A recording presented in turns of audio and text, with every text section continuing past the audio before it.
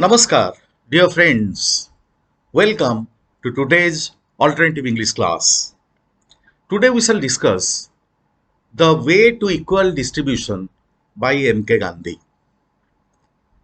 Now, suppose we write an essay and the title of the essay is How to Find Peace in Life. What does it show? It shows there is no peace, there is peacelessness in life, and therefore we are searching for peace.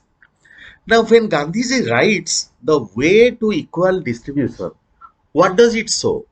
It shows there is no equal distribution, there is unequal distribution.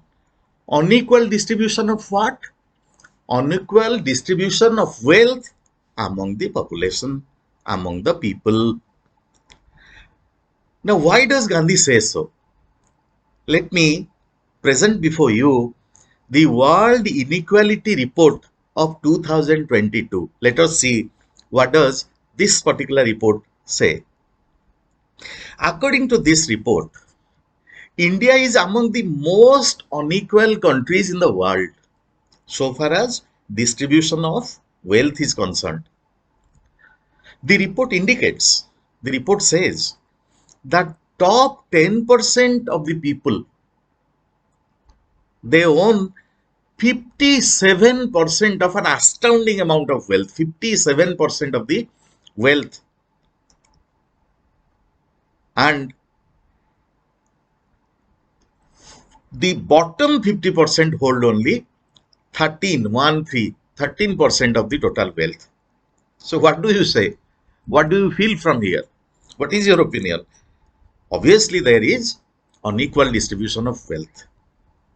Now, there are people in our country whose income per minute runs into crores, 100 crores, 150 crores per minute income. But there are people in this country whose monthly income is below 2000 rupees. So, obviously, there is unequal distribution of wealth.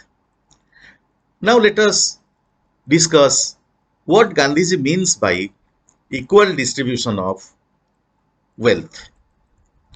Gandhiji says each man should have the wherewithal, the means to supply and provide for his natural needs.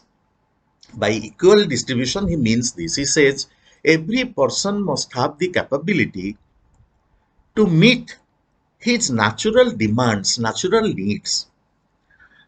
What can be the natural needs? Something that everybody needs to survive. For example, food is one. You need food. You need a house. You need shelter. You need clothing to protect yourself from cold and hot winds. You need healthcare facilities. You need access to clean drinking water. You must have clean pollution-free air. And if not a government job, you must have the means to make an income so that with whatever money you earn, your basic needs can be taken care of. So these are the basic needs of human beings. If you want to survive, these are the basic things you want. Now, Gandhiji gives an example. He says, suppose a person has weak digestive power. He is not able to digest well. So suppose he needs a quarter of a pound of flour. And another person, he possesses good digestive power and he needs a pound of flour.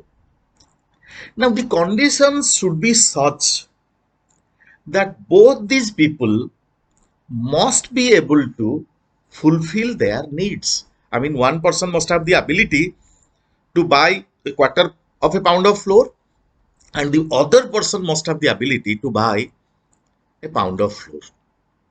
This is what he means by equal distribution, so that nobody has to go to bed in a hungry stomach.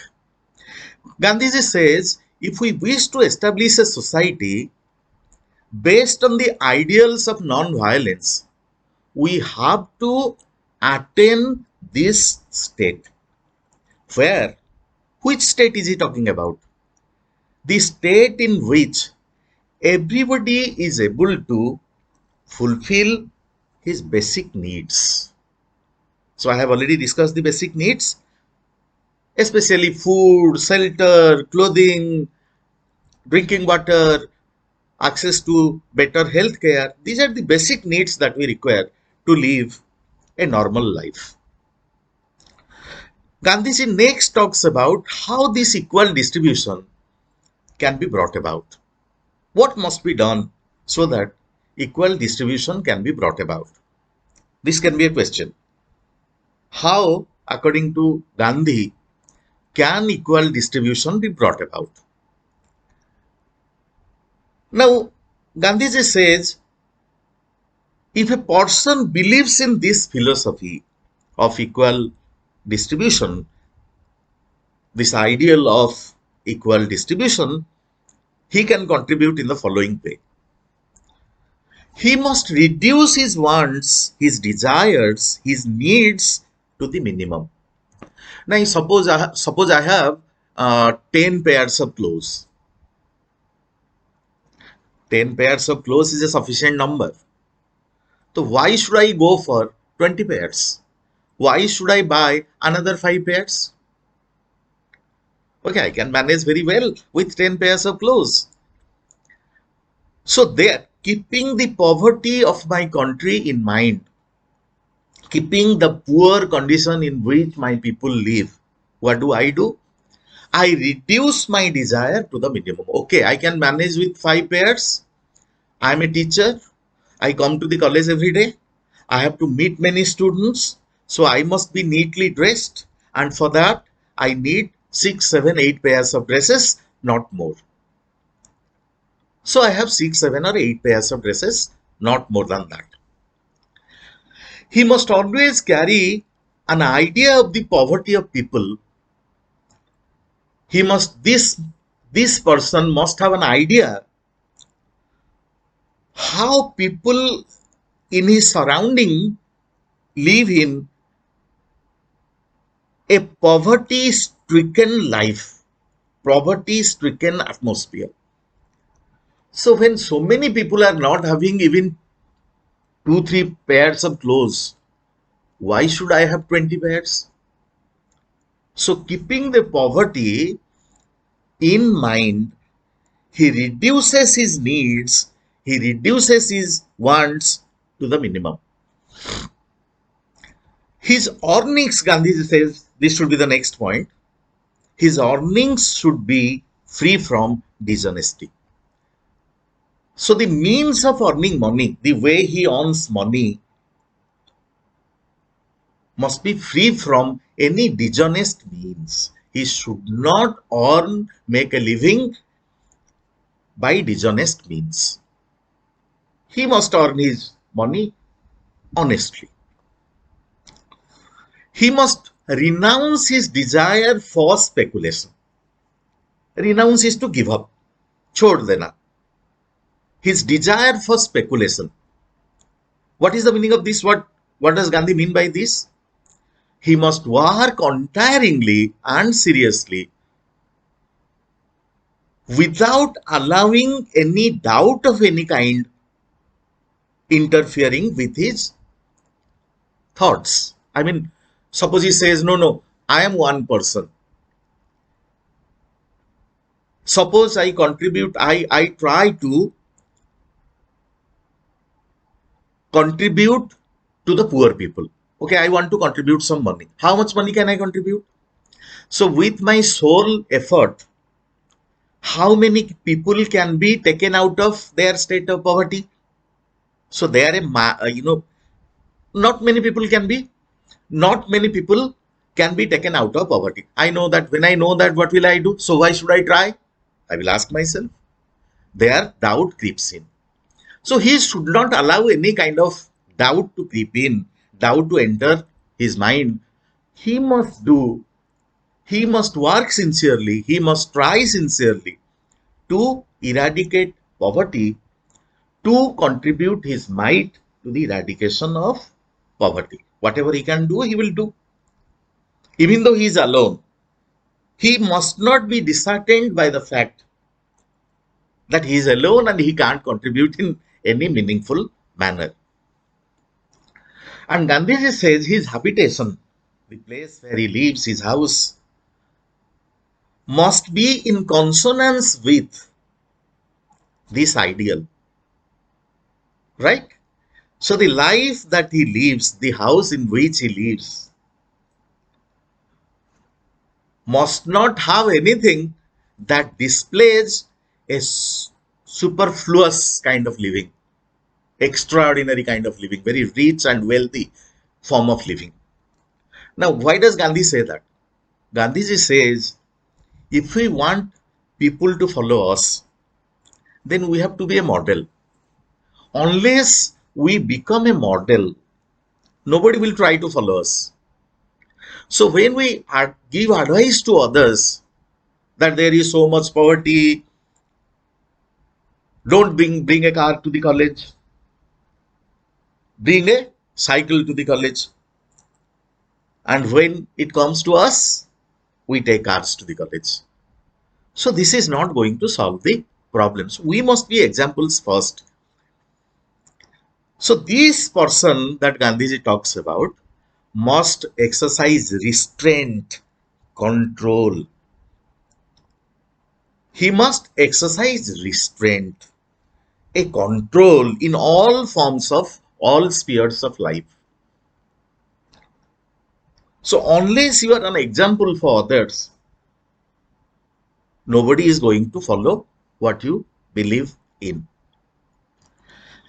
Gandhiji says this can be done if we accept ourselves as a trustee of the wealth. Now, dear friends, there is a difference between being a owner and being a trustee.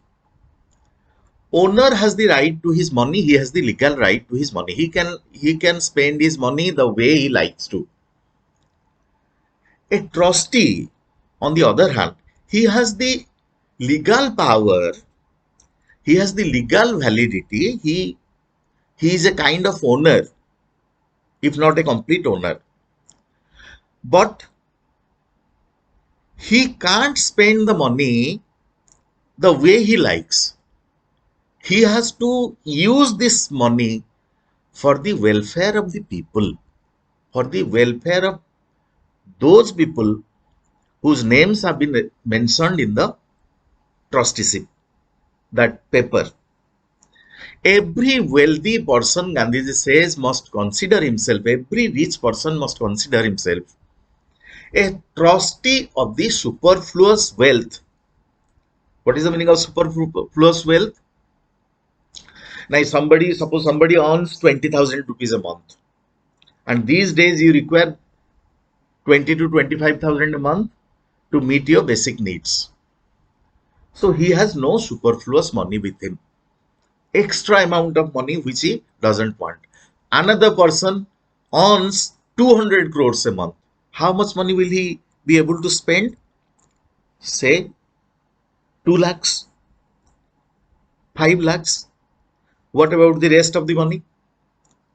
The rest of the money, Gandhiji says, is superfluous money, superfluous wealth, extra, something surplus, something which you do not need to survive, which is more than enough, more than what you should be earning. So, if every wealthy person thinks that he is a trustee of the wealth, what will happen? Suppose I earn 50,000 rupees a month, and every month I need 30,000 rupees to spend to meet my basic needs. Gandhiji says, you use the money that you need for your basic requirement to fulfill your basic needs. Say 30,000. Okay, my basic needs are fulfilled. Consider yourself a trustee of the remaining 20,000 rupees. So if I consider myself a trustee, what would I do? I would use that 20,000 rupees for the welfare of the people. So if every wealthy person, rich person considers himself a trustee of the wealth, what will happen? The superfluous wealth. He will use whatever he requires for his personal needs, and for the remainder, whatever is left, he will act as a trustee. This amount will be used for eradication of poverty, for the betterment of the poor people, for changing the conditions of their living, for uplifting the poor people in the society. Every wealthy person must feel that I am a servant of the society. This is the society in which I have taken birth. This is the society in which I have grown. So I am a servant to the society. I have a role to play in eradicating poverty. So every human being must consider himself a servant of the society. And he must feel that he is earning for the sake of the society. For the sake of the society means for the sake of the people. For the sake of the poor and the downtrodden, whose condition of living has to change. If I can play a meaningful role here, then my life is a successful one. So he must spend for the benefit of those who are in need, especially the poor people. And Gandhiji says, if this happens, if every person considers himself a servant of the society, and if every person works to eradicate poverty to whatever extent he can, then a purity will enter into his earnings. There will be an element of purity. It will be pure. There will be an element of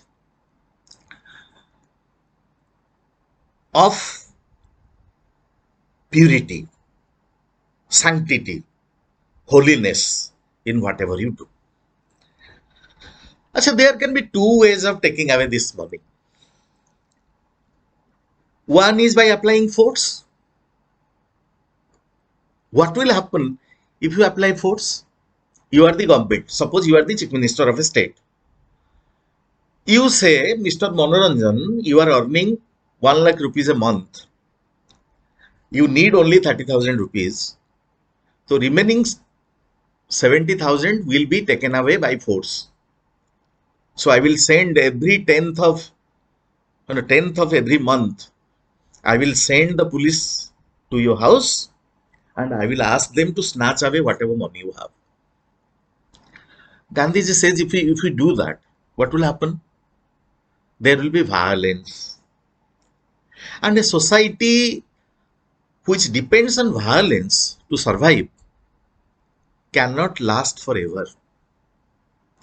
So, violent action can never benefit a society. Our intention is to establish ahimsa, a peaceful society, a society in which people can live in peace. What exactly he means by ahimsa? By ahimsa, Gandhiji says, no, beating each other, fighting with each other. Okay, that one is also included. Gandhi, by ahimsa, Gandhi means non-injury. There will be no injury. Non-violence, there will be no violence. Even the renunciation of the will to kill. आपके अंदर कोई Dzire भी नहीं होगा, मैं तुम्हें मार दूंगा, मैं तुम्हें काट दूंगा, ये फीलिंग्स भी आपके अंदर नहीं होगा. You even do not have any intention, any desire to hurt or kill somebody. And he will also not have any hostile thought, any inimical thought. Don't allow any hurtful thought to enter your mind. So that I will harm him, that I will snatch it away from him. This kind of thought, Gandhi says, no, in that case, we are not going to establish a peaceful society.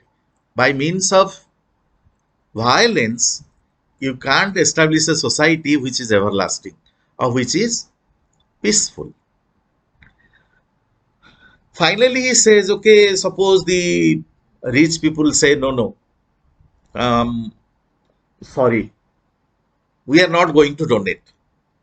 I am not going to consider myself a trustee. I have worked so hard. So only a few people have the skill to earn more and more money. Right? You say, sir, Ambani family has become very wealthy, very powerful, wealthy. These days, Adani has become very wealthy. Or these days, the Bajaj have become very wealthy. Okay, earning money is also a skill. Why I am not wealthy? Why you are not wealthy? Why my father was not wealthy? Because my father didn't know the tricks of earning money. I do not know the tricks of earning money, which Mr. Adani knows very well. So it's a skill. Earning money is also a skill. Now, if you forcefully, where they must have kept the money? They must have kept the money in the bank. So you tell the bank, no bank, you have your branches in Odisha, so I am taking away all your money. Whatever money Mr. Adani has in the bank, just snatch it away. Put it into the account of the state government. No, that doesn't happen. You can't do that. If you do that, Mr. Adani will not come to establish a factory in Odisha, or no other sane person will come here to establish a factory. So, Gandhiji says a violence free society cannot be, a peaceful society cannot be established if you exercise these means. So, if something has to be done, it has to be done in a non-violent way. Ahimsa must be the mantra. Ahimsa must be the mantra. So a question comes, what can be done if the rich do not agree to become guardians of the people? Gandhiji also gives an answer. Gandhiji says, my answers are non-violent, non-cooperation. Two things. One, non-violent, ahimsa.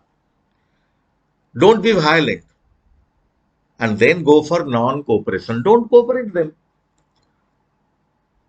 And civil disobedience. Now he says, how do the rich accumulate wealth? Rich people have the money. They invest that money in a factory. And in that factory, poor people work. So, they exploit the poor people. The rich people exploit the poor people and draw benefits. Gandhiji says, okay, if you refuse to work for them, suppose it's a shoe factory. The owner himself will not come down to work in the shoe factory. It's a dress factory, clothing factory. So the owner himself will not work there. He needs people to work for him. So Gandhiji says, if those people decide not to contribute in any way to the society, then non-cooperation and civil disobedience should be the ways in which you must fight against them. Simply because the rich cannot accumulate wealth without cooperation of the poor. Then, okay, you can ask him, sir, is such a state, is You know, can such changes in human heart take place where people will think themselves as servants of the society, then contribute to the society? If I do that, poor people won't work.